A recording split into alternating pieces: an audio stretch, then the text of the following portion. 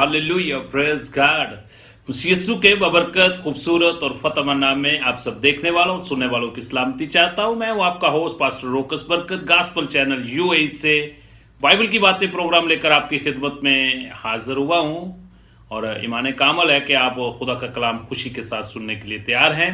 आए कलाम मुकद्दस की तरफ तवज्जो करें। हमारा टॉपिक जो है दीन मसीहत में दायकी की तालीमात। इस सिलसिले में आज हमारा दूसरी एपिसोड है। अगर आपने इससे पहले हमारी पहली एपिसोड को नहीं देखा या सुना नहीं है तो उसको ज़रूर सुनिएगा, ताकि आप बाइबल मुकद्दस के मुताबिक इस गहरे मुकाशफे को अंडरस्टैंड कर सकें। आए कलाम अक़दस की तलावत करते हैं। हमारी मरकज़ी जो आयत है वो है मलाकी नबी का सहीफ़ा, उसका 3 बाब और उसकी आयत मुबारक 8। क्या कोई आदमी खुदावंद खुदा को ठगेगा? पर तुम मुझे को ठगते हो और कहते हो कि हमने किस बात में तुझे ठगा? दायकी और हदिये में।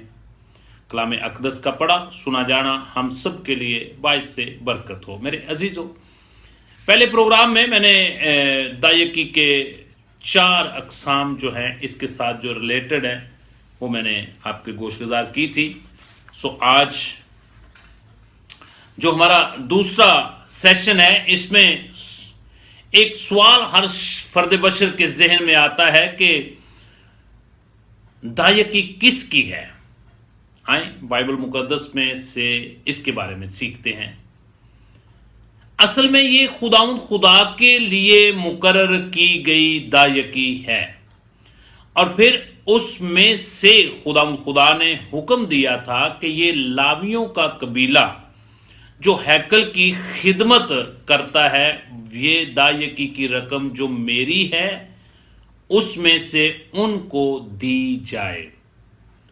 आए कलाम अक़दस की तरफ तवज्जो करें। बाइबल मुकद्दस इसके बारे में क्या हमें हदायत बख्शती है। अबार की किताब और उसका 27 बाब और उसकी आयत मुबारक 30, जहां पे कुछ इस तरह लिखा हुआ है, और जमीन की पैदावार की सारी दायकी, खा वो जमीन के बीज की या दरख्त के फल की हो, खुदावंद खुदा की है और खुदावंद खुदा के लिए ये पाक और पकीज़ा है। और ये दायकी लावियों की खिदमत का मुआवजा अदा करने के लिए खुदावंद खुदा ने मुकर्रर की थी।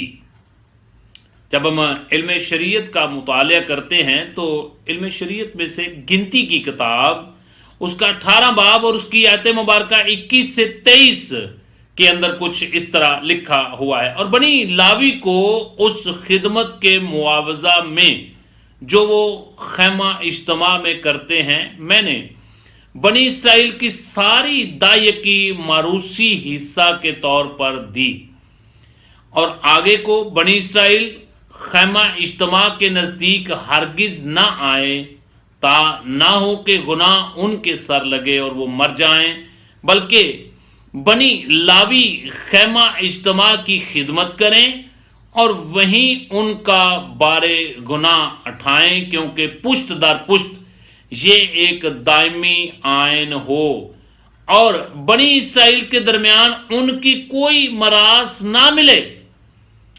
मेरे अजीजों, बताना चाहता हूं कि कौम बनी इसराइल में जो 12 कबीले थे उनमें से लावी का कबीला जो था उसको खुदा ने हैकल की खिदमत के लिए, खैमा इज्तिमा की खिदमत के लिए मुकर्रर किया और उनको मरास के तौर पर कोई चीज़ नहीं मिली थी।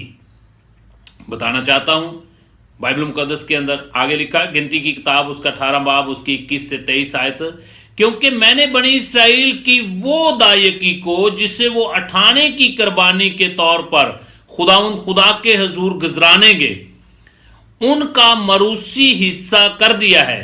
इसी सबब से मैंने उनके हक में कहा है कि बनी इसराइल के दरमियान उनको कोई मरास ना मिले।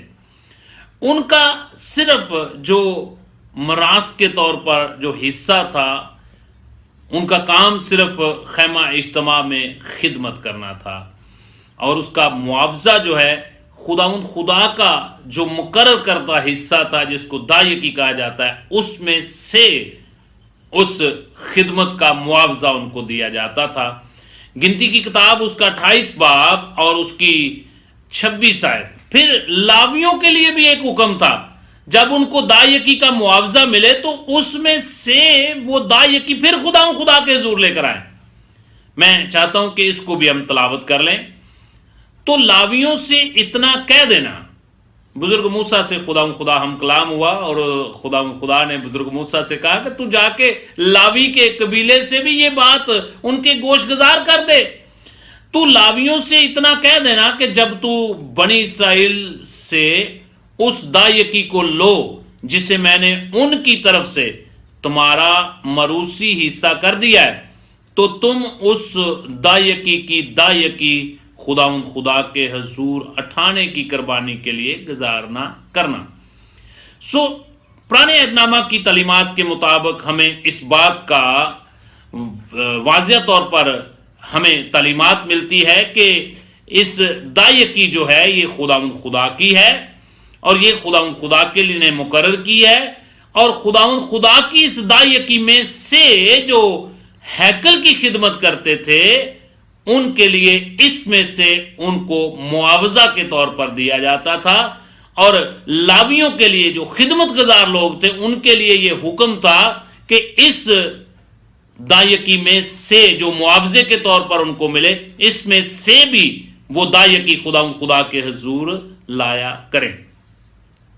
मेरे अजीजों, आए अब हम फजल के दौर की बात करते हैं। इसमें खुदा का कलाम हमें क्या फरमाता है।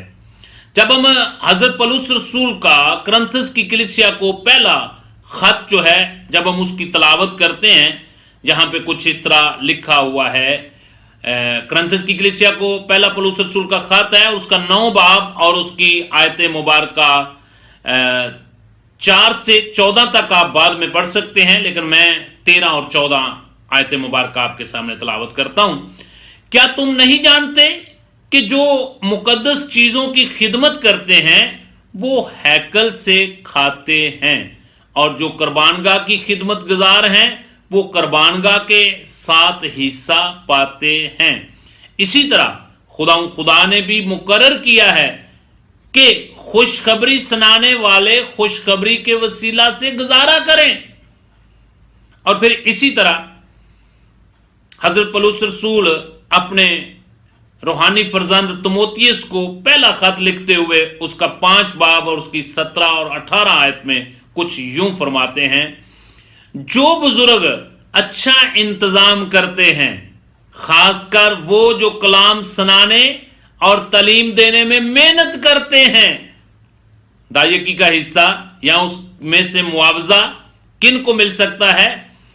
जो बुजुर्ग अच्छा इंतजाम करते हैं, खासकर वो जो कलाम सुनाने और तालीम देने में मेहनत करते हैं, दो चंद इज्जत के लायक समझे जाएं। क्योंकि किताब मुकद्दस ये कहती है कि दाएं में चलते हुए बैल का मुंह ना बांधना, और मजदूर अपनी मजदूरी का हकदार है। सो जो लोग कलाम सुनाने में और तालीम देने में मेहनत करते हैं, रूहों की भूख और प्यास रखते हैं, उनके लिए दायकी में से मुआवजा दिया जा सकता है। मेरे अजीजों, हर शख्स के जहन में एक सवाल आता है कि हमें खुदा को देना क्यों जरूरी है। मैं आपकी तवज्जो चंद आयत मुबारका की तरफ दिलाना चाहता हूं।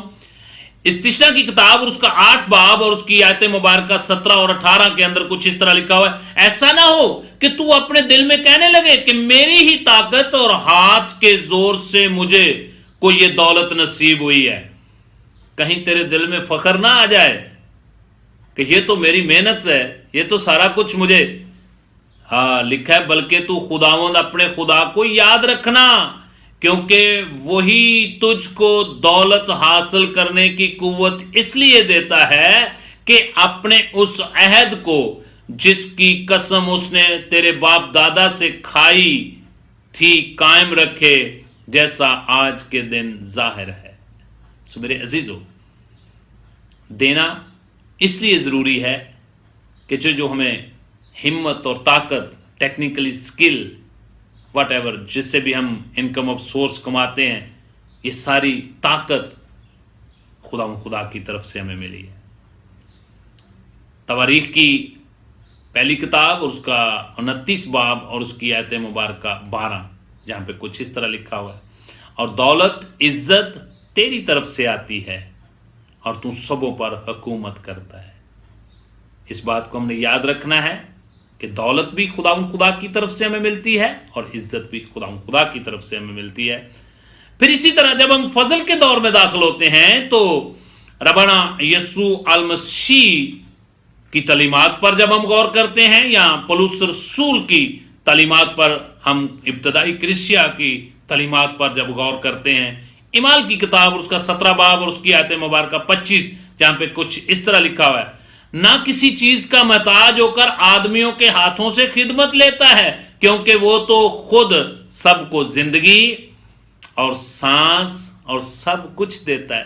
یہ سب کچھ ہمیں خدا کی طرف سے ملا ہے، تو اس لیے ہمیں ضروری ہے کہ ہم اس کے دیے ہوئے میں سے خدا کی خدمت کے لیے ضرور دیا کریں۔ تواریخ کی پہلی کتاب اور اس کا 29 باب اور اس کی 14 آیت مبارکہ، جہاں پر حضرت داؤد علیہ السلام کا ایک اقرار ہے، میں چاہتا ہوں کہ میں آپ کے سامنے اس کو تلاوت کروں۔ لکھا ہوا ہے، پر میں کون اور میرے لوگوں کی حقیقت کیا کہ ہم اس طرح خوشی خوشی نذرانے دینے کے قابل ہوں، کیونکہ سب چیزیں تیری طرف سے ملتی ہیں، ہم نے تو تیرے دیے ہوئے میں سے ہی تجھے پیش کیا ہے۔ سو میرے عزیزو، جب بھی ہم خدا کی خدمت کرتے ہیں، یا خدا کے دیے ہوئے میں سے دائیکی کے طور پر، نذرانے کے طور پر، ہدیے کے طور پر، یا اسی طرح چندے کے طور پر، یا مقدسوں کی خدمت کرتے ہیں، تو keep it in your mind کہ یہ خدا نے ہی ہمیں دیا ہے۔ سو پھر جب ہم فضل کے دور میں داخل ہوتے ہیں تو ربنا یسوع المسیح نے بھی ایک ارشاد فرمایا تھا۔ ربنا یسوع المسیح کو آزمانے کے لیے کچھ لوگ آئے، تو انہوں نے آ کر کہا کہ کیسر کو جزیہ دینا کیا روا ہے یا نہیں؟ مرکز کی انجیل اس کا 12 باب اور اس کی آیت مبارکہ 17 کے اندر ربنا یسوع المسیح نے کچھ یوں فرمایا۔ ربنا یسوع المسیح نے ان سے کہا کہ جو کیسر کا ہے کیسر کو، اور جو خدا کا ہے خدا کو ادا کرو۔ وہ اس پر بڑا توجب کرنے لگے۔ اس لیے میرے عزیزو، ہمیں ضرورت ہے کہ ہم خدا کی دی ہوئی تمام نعمتوں کا خدا کے حضور شکر ادا کریں۔ میرے عزیزو، دائیکی کے تعلق سے، شریعت سے، علم شریعت دینے سے پہلے اور پھر شریعت کے بعد بھی کلام مقدس کی تعلیمات پر ہم تھوڑا سا غور کرتے ہیں۔ شریعت سے پہلے جب ہم پیدائش کی کتاب کا مطالعہ کرتے ہیں تو پیدائش کی کتاب اس کا 14 باب اور اس کی آیت مبارکہ 19 اور 20، جہاں پر بزرگ ابراہیم، جو کہ ایمانداروں کا باپ کہلاتا ہے، جو ایمان میں کامل خدا کے ساتھ ساتھ چلتا رہا، اس کے بارے میں کچھ اس طرح لکھا ہوا ہے، اور مبارک ہے، اور اس نے اس کو برکت دے کر کہا کہ خدا تعالیٰ کی طرف سے جو آسمان اور زمین کا مالک ہے، ابراہیم مبارک ہو، اور مبارک ہے خدا تعالیٰ جس نے تیرے دشمنوں کو تیرے ہاتھ میں کر دیا۔ تب ابراہیم سب کا 10واں حصہ اس کو دیا۔ یہاں پر ملک صدق کا ذکر ہمیں ملتا ہے، خدا تعالیٰ کا کاہن وہاں پر اس کو ظاہر کیا گیا ہے، اور جب وہ ابراہیم کے پاس آتا ہے تو ابراہیم کو وہ برکت دے کر جاتا ہے۔ جب اس کو برکت ملی تو اس نے پھر اپنی ساری چیزوں کا 10واں حصہ اس کے حضور پیش کیا، اور اسی طرح بزرگ یعقوب نے خدا کے حضور بھی 10واں حصہ جو ہے وہ خدا کی حضوری میں پیش کیا۔ پیدائش کی کتاب اور اس کا 28 باب اور اس کی 21 اور 22 آیت مبارکہ کے اندر کچھ اس طرح لکھا ہوا ہے، اور میں اپنے باپ کے گھر سلامت لوٹ آؤں تو خداوند میرا